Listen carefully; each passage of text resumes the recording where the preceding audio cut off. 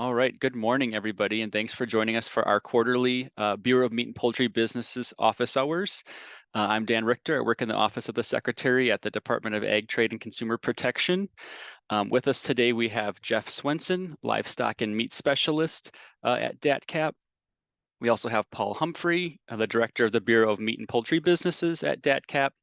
And our special guest today is Dr. Jeff Sindelar, Professor and Extension Meat Specialist in the Department of Animal Sciences at the University of Wisconsin. So I will first pass it along to you, Jeff Swenson, just for a brief introduction and take it away. All right, thank you, everyone. So this is our third of four DFRS office hours of this year. We're happy to have Dr. Sindelar joining us today. And again, this is recorded and will be posted online if there's anybody else back in your establishments that wants to watch it later. So we will talk about outreach training that's happening at UW-Madison.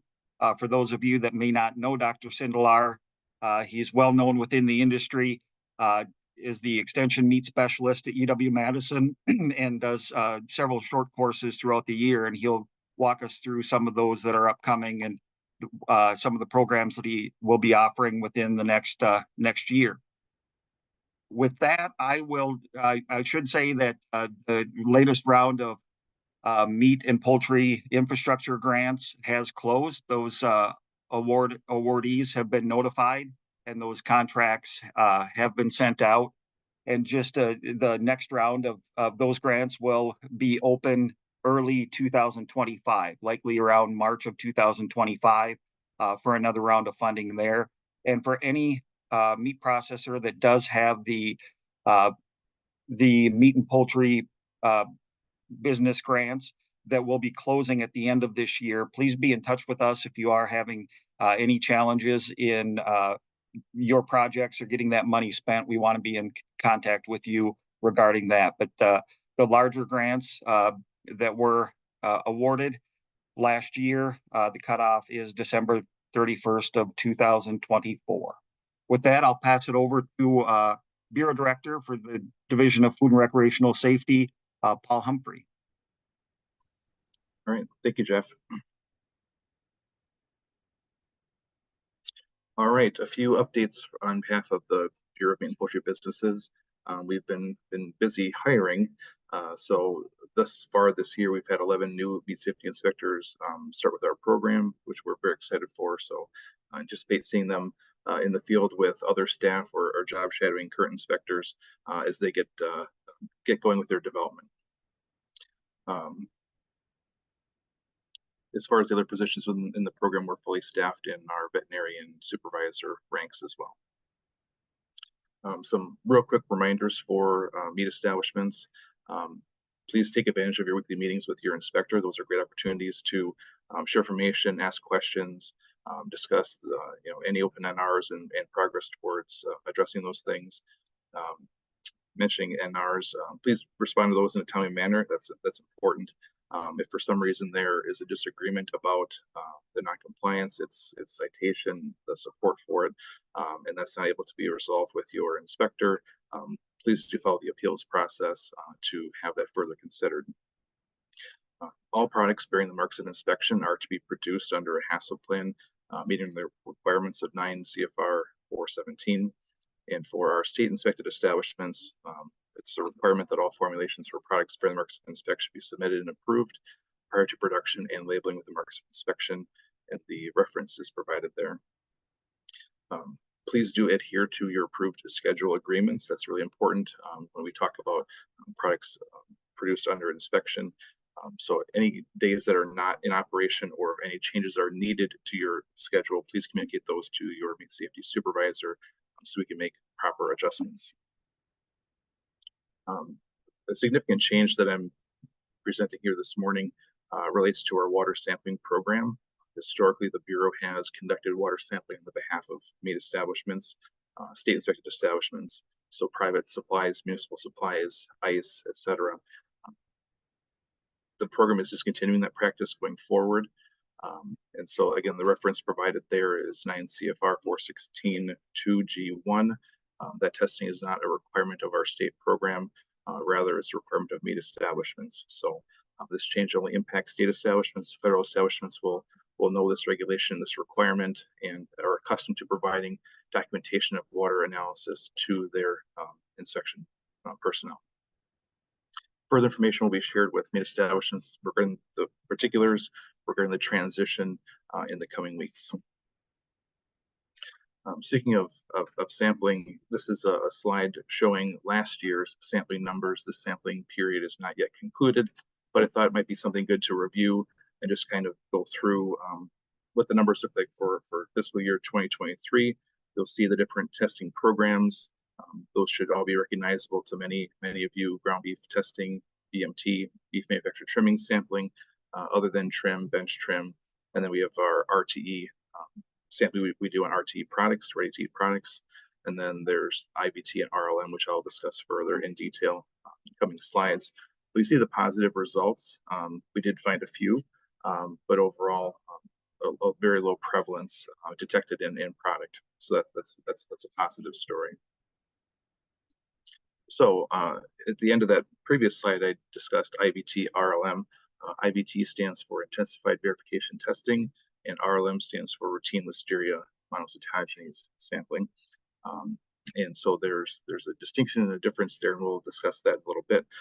But my main commentary this morning is about RLM sampling, as it's a bit of a, might be viewed as a change to some of our state establishments, but it's not a change. The link is provided for the directive that outlines all the requirements of RLM sampling.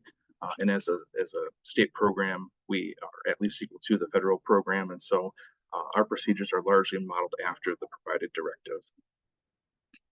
So the rationale for RLM sampling is to look at risk, right? So FSIS did an analysis of plants that have positive samples in a post-lethality exposed RTE environment. So that's PLE, RTE. You'll see that acronym as I go through my slides.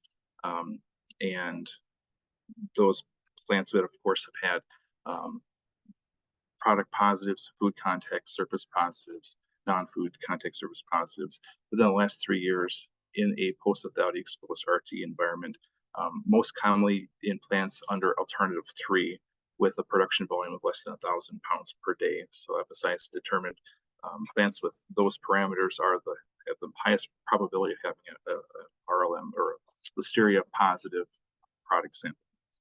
So RLM sampling is risk-based, and our program would use that sampling methodology to inform a PHRE, as it's known, public health risk evaluation, which then in turn may lead to an FSA. So ranking factors that the program uses to evaluate to establish which plants will be selected for this sampling project, again, are plants that have had a positive in the last 3 years, a food contact surface positive, non-food contact surface positive, in addition to being under alternative 3 and low volume, or those factors individually within bullet points 2 and 3. Additional factors that we would consider would be any plant that has a change in their HACCP plan, a new PLE RTE product, plants that have condensation issues, recent construction activities, things of that nature, anything that would increase the probability of an RLM, or sorry, an LM positive within the establishment. So if your establishment were to be selected for this sampling program, our procedure would be to provide 1 week's notice to the establishment, during which time our EIAO, Enforcement Investigation Analysis Officer, would communicate with the establishment, confirm the production schedule to make sure that we come on a day that you're producing those products. We would inform the establishment that they are to notify the EIAO if they are changing any of their procedures or practices, or if they intend to cancel production. Again, so those we can reschedule and make accommodations from that standpoint. But be advised that if the establishment were to modify their sanitation practices or production in a way that's not justifiable or is communicated to the EIAO, that may result in the sampling being rescheduled and may potentially lead to enforcement action. RLM sampling is a sampling program that we look at product samples, food contact surface samples, and environmental or non-food contact surface samples. And the sampling numbers are provided there. And that's all conducted within a single lot. So as a result of the sampling, establishments are instructed to hold the product until the results are known. If the plant were to have shipped the product prior to the results being known, regardless of whether the results came back positive or negative, there would be a non-compliance there for shipping product prior to results being known with pre-shipment review. So again, the regulatory citation is provided. A note, the program has not done this testing program with high frequency in the past, but we do have an intention to do that on a more routine and ongoing basis. So don't be surprised or alarmed if your establishment is contacted by an AAO to initiate this sampling project. Overall goal is to prevent adulterated product from entering commerce. So it's best to identify niches within the establishment, food contact surfaces, or product prior to it entering commerce. So that's the overall goal. Some training opportunities I did want to highlight here this morning are regarding the Humane Handling Institute. Those dates and opportunities are provided. The link is provided to the website. And again, those are trainings that are both offered free or tuition free currently with the Meat Development Grant. So those are great opportunities. Dr. Kurt Vogel's done a great job developing that program and his the students and staff that he has working there. So really take advantage of that. It's a really important aspect of meat processing. Additional opportunities, and this is a nice segue into our next presentation with Dr. Sindelar. Our training opportunities hosted at UW-Madison. Again, those dates in particulars are provided, but there's a UW meat processing course and a basic HACCP course coming up yet this fall. Both feature tuition reimbursement. So that's a great opportunities to have meat establishment personnel attend and further develop their knowledge in these areas. And there's also a thermal processing course this fall. That one, to my knowledge, and Jeff may know different, but to my knowledge, tuition reimbursement is not available for that course, but I wanted to make note of that as another great learning opportunity. The link is provided as well as a QR code to make accessing those resources simple and easy. Lastly, additional resources that have come across here in recent weeks. There's a website known as the Meat Locker, hosted by the American Meat Science Association. It's full of resources, blogs, discussions on all topics related to meat processing. So they've really worked hard to make resources available to industry, especially small and very small meat establishments. American Meat Science Association, as well as a number of other providers, are a part of what's known as the Meat and Poultry Processors Technical Assistance Program. It's a grant-funded program, and there's a number of providers, and they're available to provide federal grant application management, business development, and financial planning services, meat processing, technical and operational support, and supply chain development. So I heard a presentation from Dr. Christy Calhoun that from the American Meat Science Association that really indicated that she and her team are ready, willing, and able to assist industry with any of their questions. And many of those things are free of charge. Again, there's a fairly substantial grant that's been made available through the federal government to help fund these efforts. So again, sharing resources that may be of benefit to you and your establishment. So with that, that concludes my remarks for this morning, and I'm sure at the end we'll have time for questions. I'll turn it over to Jeff. Thank you, Paul. And that was a great segue into some of the things that Dr. Sindelar is going to talk about. He'll mention HACCP training and other outreach and short courses that he's involved in. For those of you that may not know, as I mentioned earlier, Dr. Jeff Sindelar is the Extension Meat Specialist for the state of Wisconsin, and he is a professor in the Department of Animal and Dairy Sciences at UW-Madison. I see he's in the office today at the beautiful Meat Science and Animal Biologics Discovery Building. And I'll give a quick history, if that's okay, Jeff. Jeff is originally from Nebraska. He got his bachelor's degree at the University of Nebraska-Lincoln, a master's degree at Michigan State, and he received his PhD at Iowa State University. And for anybody that knows meat science, those are or were the predominant meat science programs in the nation for the most part. But now with the new building at UW-Madison and the expertise on staff, we can rival any of those, I believe, Dr. Sindelar. So I'll turn it over to you. Super. Thank you for that wonderful introduction. And I'm happy to, let's see, I'm happy to participate this morning. Let me try to get my. Are you trying to share a screen, Jeff? I am. Okay. I'll just do it this way. Sorry about this. Okay.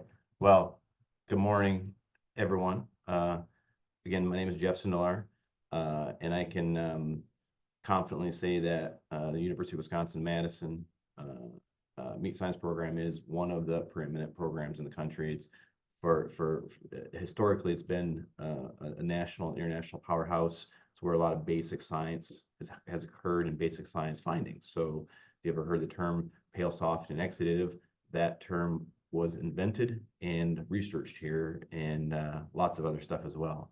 So I appreciate a few minutes to talk about the MSABD program, specifically MSABD extension program, and wanted to give the audience just a little bit of background about who we are, what we do, and then get into some of the extension things, and talk about a couple opportunities.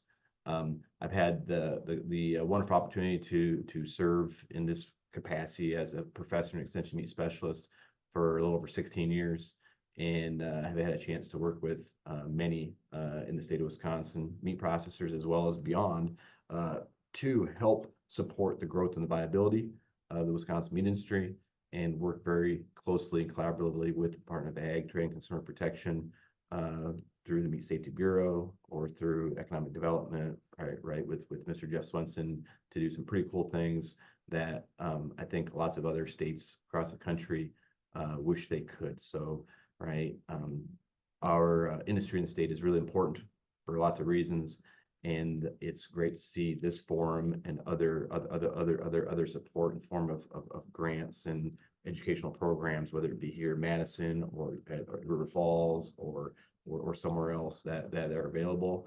And I encourage everyone to take advantage of those, or at least consider taking advantage of those. So the missions of our program, Meat Science and Biological Discovery, and it's a mouthful. Meat Science is our discipline. Animal Biologics is our future. It's the muscle biology, right? Plus a little bit. So it's really focused on trying to add value to the animal agriculture industry. Right, 35–40% of an animal is meat. The rest of it is bone, gut, hair, hide, hooves, that type of stuff. So where is that what is that value? Where is that value, and how can that value be translated to being an economic source for the meat industry, meat processors? But anyway, the mission of our program, Meat Science MSABD program, is to train next generation leaders through teaching, support innovative research through research, of course, research, and then provide outreach education. And this all tracks very closely with the land grant mission of teaching, research, and outreach. Our group of faculty here in the building are 7, and we are one of the larger meat science faculty groups in the country. There's probably just a handful of universities that have as many or more than we do. And I just want to take a moment to introduce who these folks are.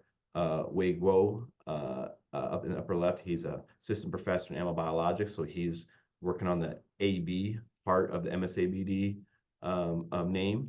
Steve Rickey is the director of our program, and he's a microbiologist by training, does a lot of poultry work. Jim Claus is been around for the longest of us, and is starting to wind down his career. I think he's going to maybe starting to have some smatterings of thinking about retirement. But he does a lot of fresh meats, processed meats, food safety. Does a lot of teaching.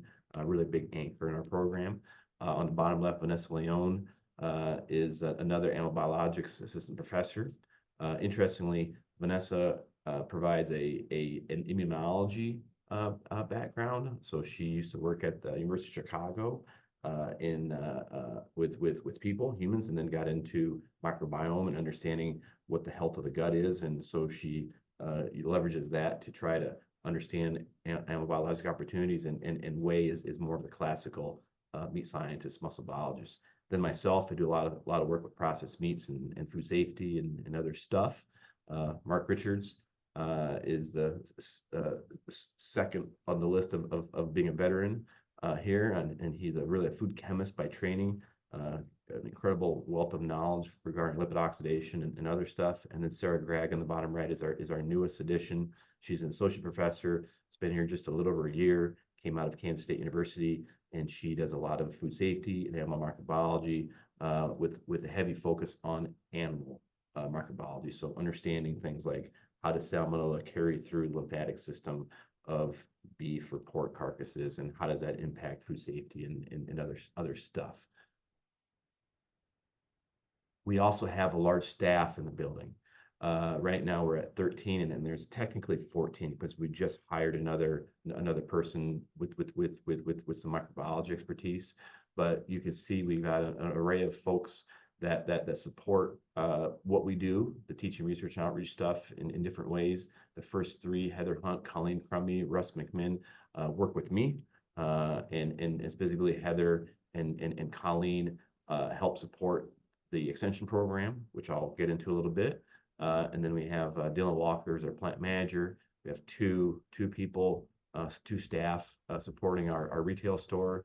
We have a microbiology manager who's Cindy Austin, research manager, and a couple additional folks, and including two maintenance people to help keep this building operating and available for supporting stakeholders on off campus.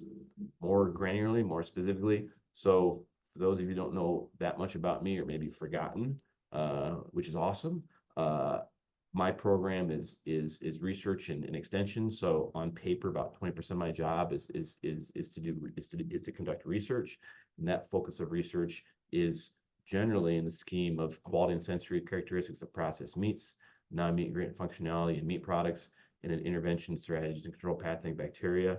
I can tell you about 90% of what I do is food safety related stuff, and most of that is trying to listen to the industry, hopefully and specifically the Wisconsin industry, understand and hear what are the food safety challenges, and then try to find some monies to do some research to find questions of those challenges, or not questions, but answers to those challenges.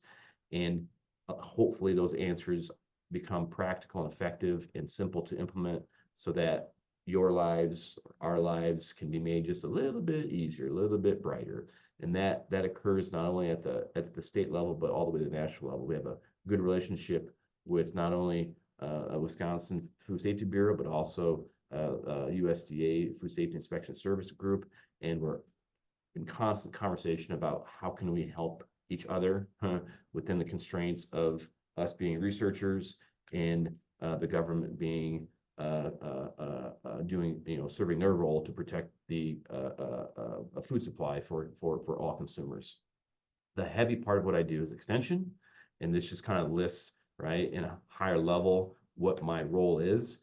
And really just to kind of summarize it, it's just to support the viability and the growth of the Wisconsin meat industry, right? Help those businesses be successful, whether they've been around for a long time, help new ones get started, and that support spans from the smallest to the smallest, the largest to the largest, and then also goes out into into the supply world. So right now, meat ingredient companies, starter culture companies, equipment manufacturers, all of those that support the industry, we try to do some things. The extension program approach that we have is to use science-based information, right, to support that viability, the growth of the industry, leveraging the facilities leveraging the resources that we have, which are brand new, now 4 years old, since it's open, Meat Science and Animal Biology Discovery building, which includes a couple of really cool lecture halls or classrooms, 25,000 square foot USDA inspected meat and poultry processing facility where we can do harvest all the way to RT stuff, and the people resources, right? Those 6 other faculty, 13 staff, and then our ability to leverage people off campus to support this idea of using science-based knowledge to train, to learn, to grow, to have conversation, to discover. And then secondly, we try to fold all that research that we do as much as we can into the extension programming so that we can help bolster right, food safety or quality, whatever things we're learning, and get that into the hands of the Wisconsin meat industry. We approach training in kind of 3 different buckets. The first is we develop and hold programs specifically for the Wisconsin meat industry. So I'll go through a list of some of the upcoming programs, but here's a couple probably most well-known programs, maybe. So we design programs that are intended for the Wisconsin meat processors, right? Wisconsin meat industry. And we do so in a way where we focus on what are the needs of the Wisconsin meat industry, and we don't really care about anyone outside the state, right?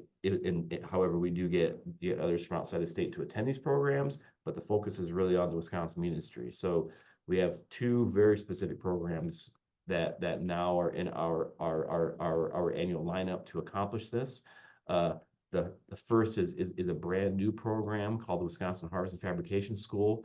We held this for the very first time this year, and this program came out of monies supported by our governor to provide workforce talent or develop talent. So the program was developed and executed by those funds, and we continue to hold that program every year as part of a 2-part series, with the other part being the long-standing Wisconsin Meat Processing School.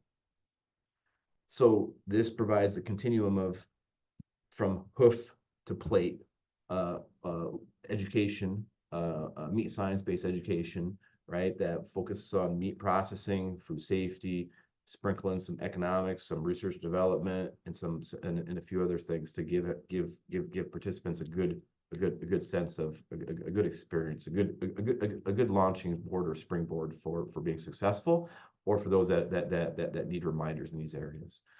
Wisconsin Association of Meat Processors seminar is another one that we do every year. We work closely with the Wisconsin Association of Meat Processors for their educational needs and try to support WAMP's members.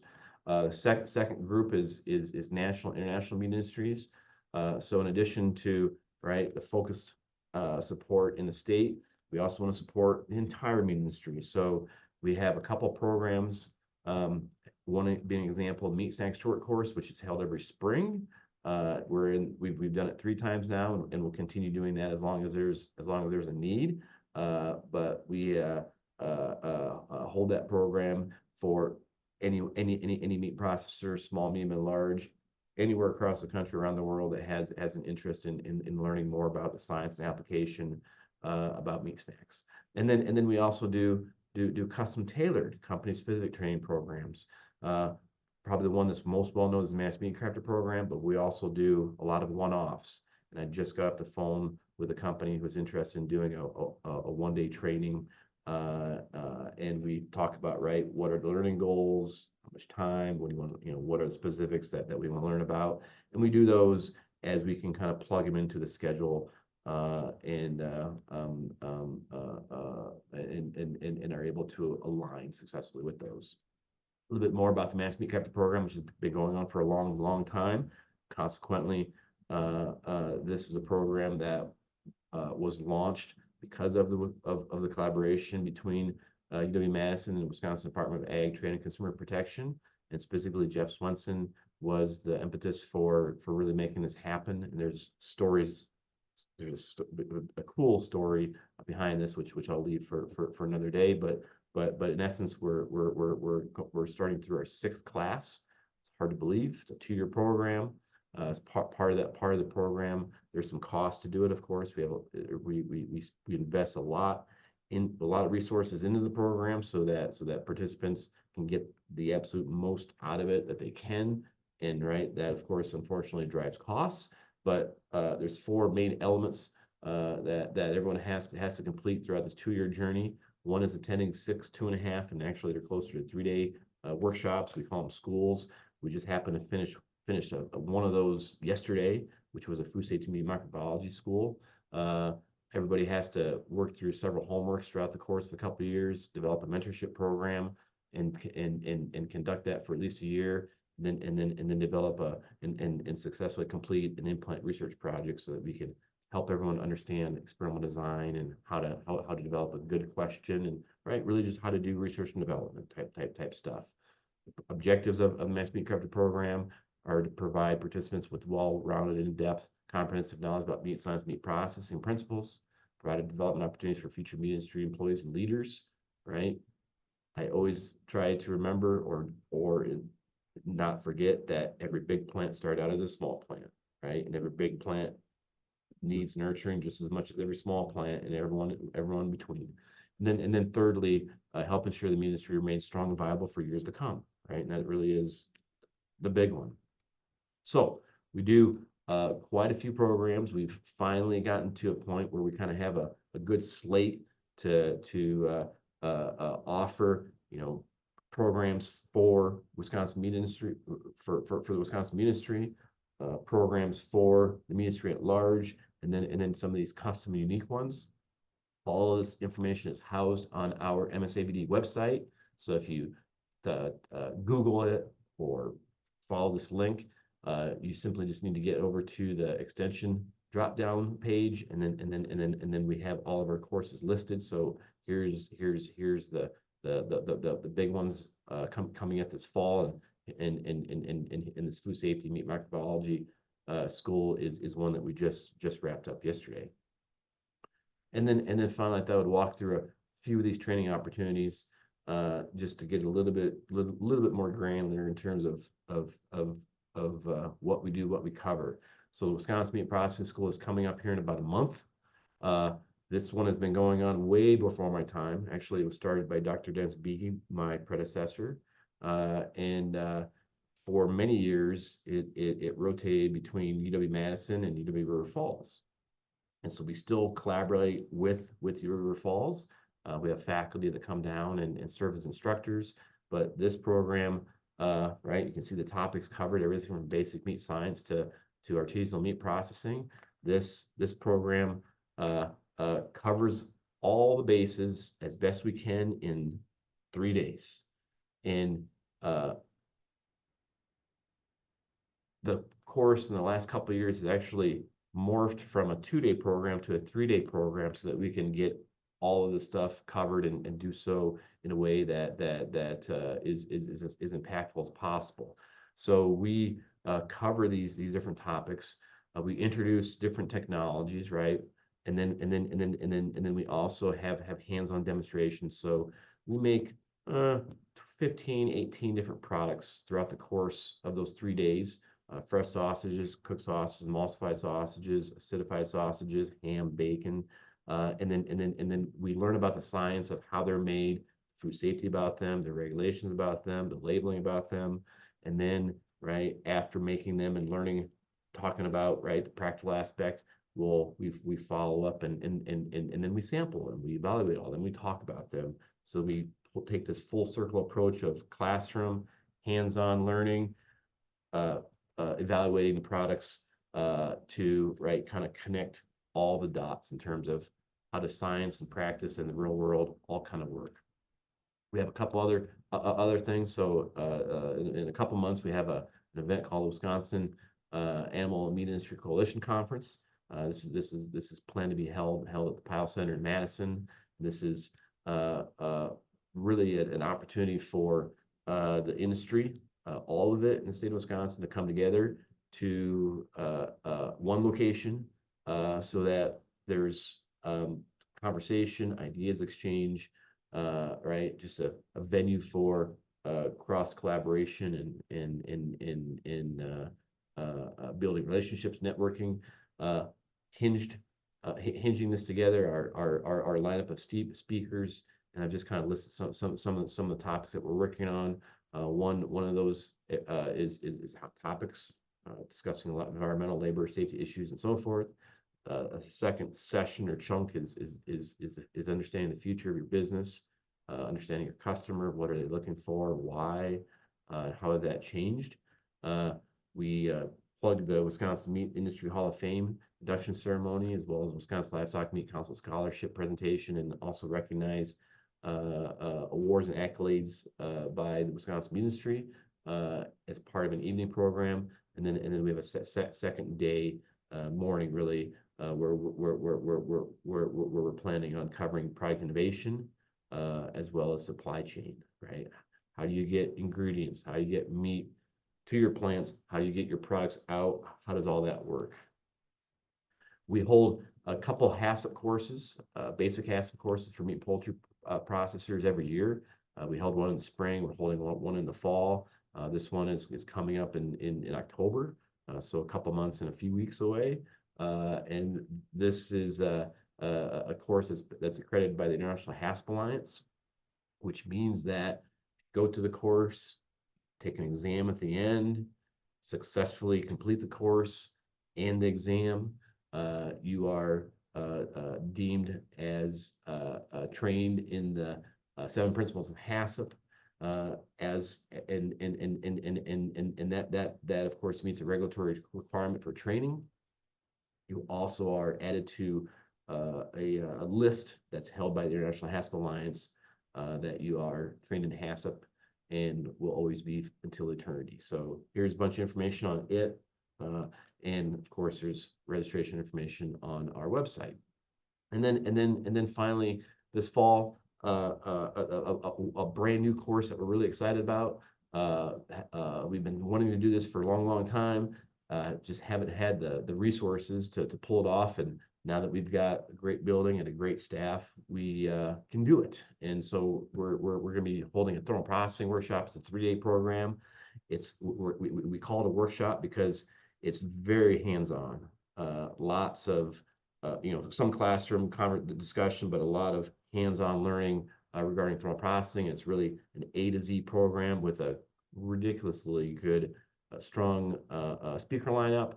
And we're going to cover everything from the basics of how the ovens work to how do you validate processes to how do you collect data, how do you improve processes, how do you optimize, how do you do everything thermal processing related. So we're really excited about that. Registration just launched last week, and if you're interested in this program, I would suggest to register as soon as possible because it's already half full. But super excited about that. Those are all that I had to share, and I'll pass baton back to Mr. Swenson and others. Thank you, Dr. Sindelar. And I know that it was mentioned, but for the HACCP training and meat processing school, tuition reimbursement is available through the Meat Talent Development Program. UWMS is Maynard's and a great partner working on that program. And I know Dr. Paul Humphrey just made you a Dr. Paul. I know that Paul Humphrey is really encourages meat establishments to send representatives to that HACCP training. And we will allow 2 people from an establishment to get their reimbursement. If you have a third or a fourth that you want to go, reach out to Dr. Sindelar and myself and see if there's room in the plant, room in the training, and we can see if maybe we can make more than 2 tuition reimbursement offers to your establishment. With that, are there any questions for Dr. Sindelar, Paul Humphrey, or myself?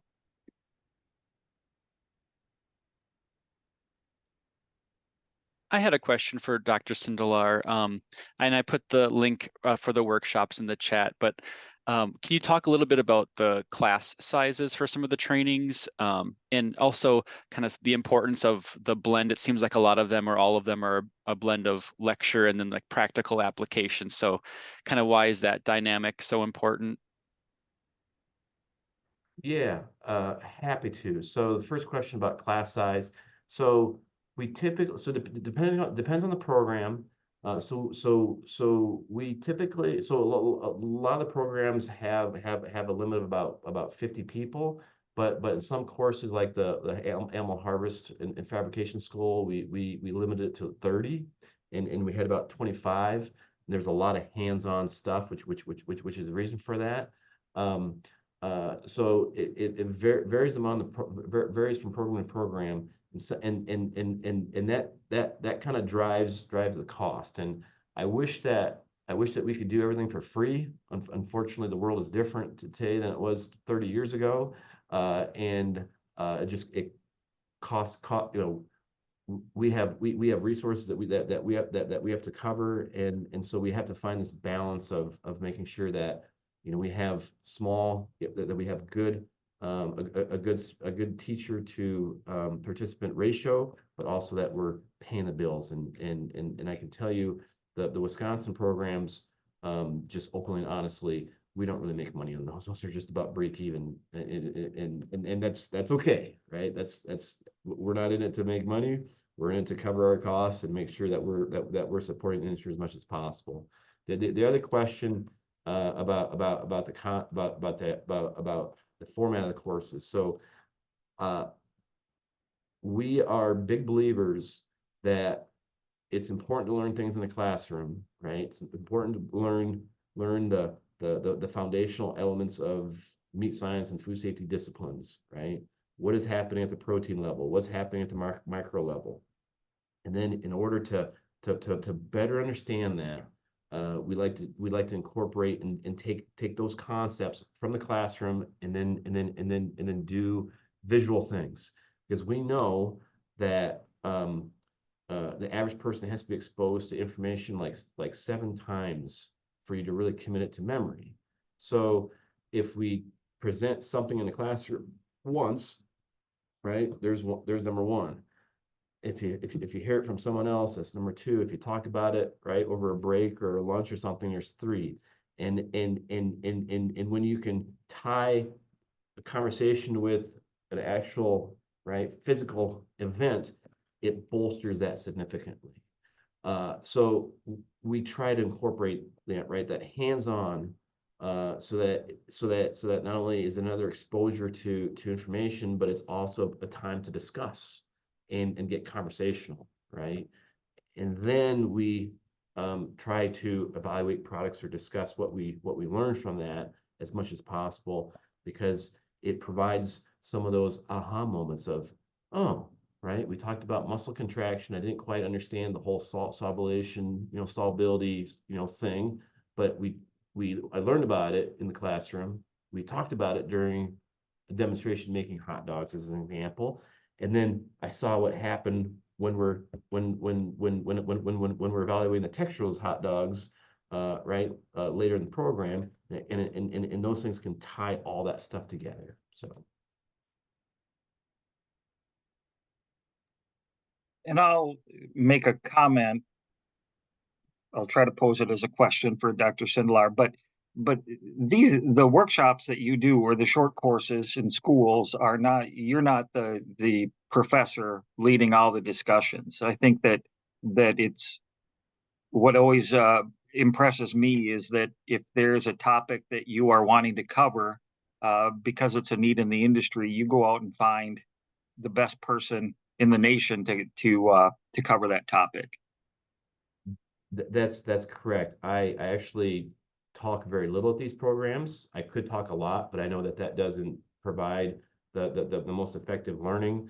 We leverage people on and off campus, and what I mean off campus, I mean across the state, across the country, to come in and speak. So we for the Wisconsin Meat Processing School this past year, we brought someone from North Carolina, I brought someone from Illinois, brought someone from Minnesota, as well as people on campus, just to leverage their knowledge based on, right, because they have more expertise in some of these areas than we do, but also to bring different experiences and knowledge. And I just realized that I had, for whatever reason, I had a technical glitch, and I had a couple slides that were hidden.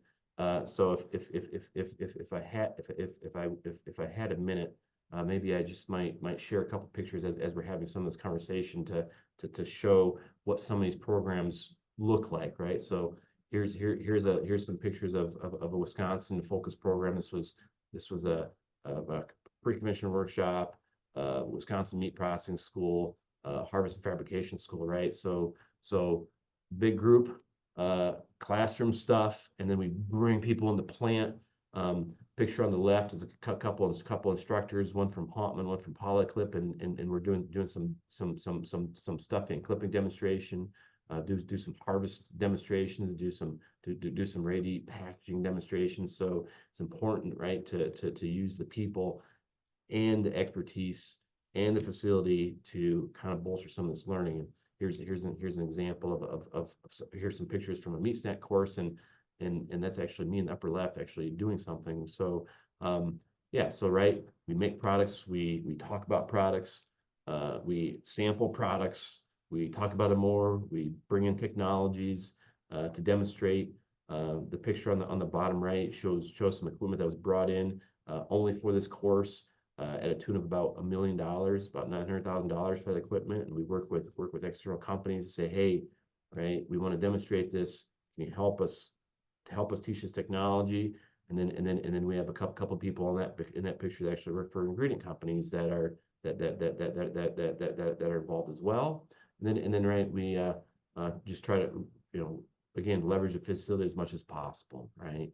Either hands-on in the plant or doing some like microbiology, benchtop stuff in different areas, and we also do stuff for the youth, right? So we entertain 4-H and FFA events, as well as other youth things to get them in the buildings, and it's not always just about the Wisconsin meat industry, right? Yeah.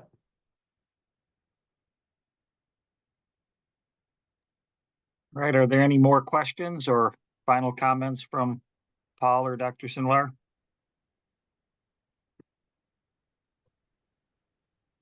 Hearing none, I'll turn it back over to Dan. Yeah, thanks everybody for joining us. Thank you, Dr. Sindelar. Thank you, Paul. Thanks, Jeff, for all the great information today and the resources. Like I said, I put the link in the chat for the upcoming workshops. And if anybody has any further questions, you can contact Jeff or Paul at DATCAP. We'll be sending out a recording of this webinar next week. And we'll probably have another office hours here towards the end of the year, likely in November. So we'll do our final office hours of the year. So stay tuned for further updates on when that will be and what topics will be covered. But thanks for joining us this morning, and we will see you again soon. Have a great day, everybody.